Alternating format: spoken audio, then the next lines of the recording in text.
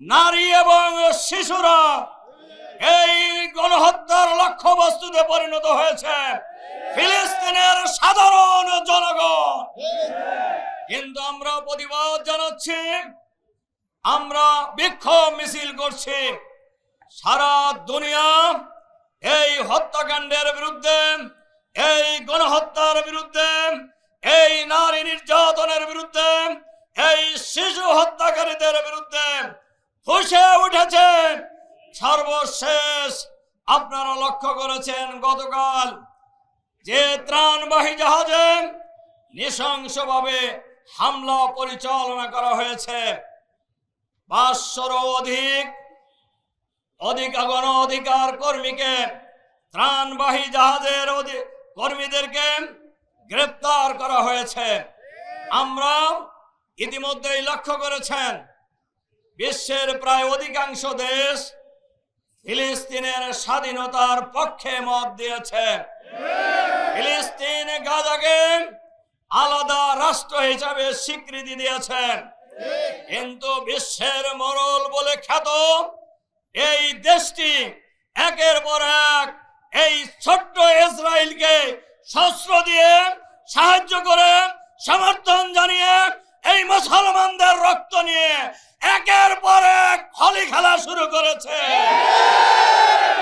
ওই ইহুদিরা জানে না মুসলিম জাতি শহীদ হতে জানে, পরাজয় বরণ করতে জানে না।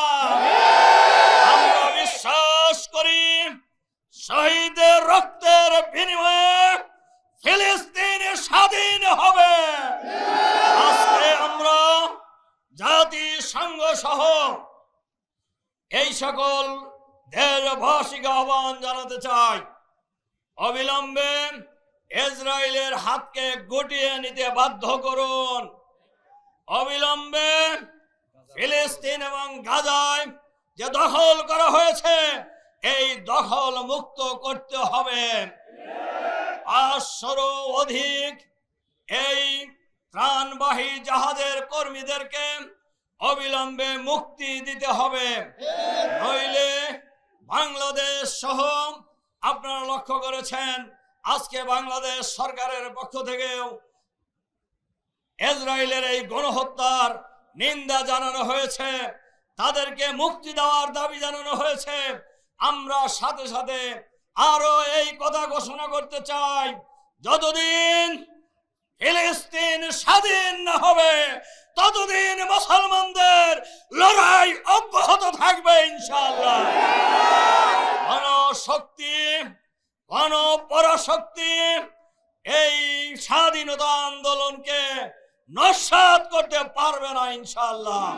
এজন্য আমরা আহ্বান জানাই, অবিলম্বে গণহত্যা বন্ধ করুন, নারী শিশু হত্যা বন্ধ করুন। ফিলিস্তিন যে অঞ্চল দখল করেছে ইসরায়েলি বাহিনী, এই অঞ্চলকে অতি বিলম্বে মুক্ত ঘোষণা করুন। আর ইসরায়েলের সন্ত্রাসী গণহত্যাকারীদের এই নেতানিয়াহুকে ইতিমধ্যেই যুদ্ধ অপরাধী ঘোষণা করা হয়েছে। অবিলম্বে নেতানিয়াহুকে গ্রেফতার করতে হবে। ফিলিস্তিন যতদিন মুক্ত না হয়, যতদিন স্বাধীন না হয়, আমরা ততদিন তাদের পাশে থাকবো।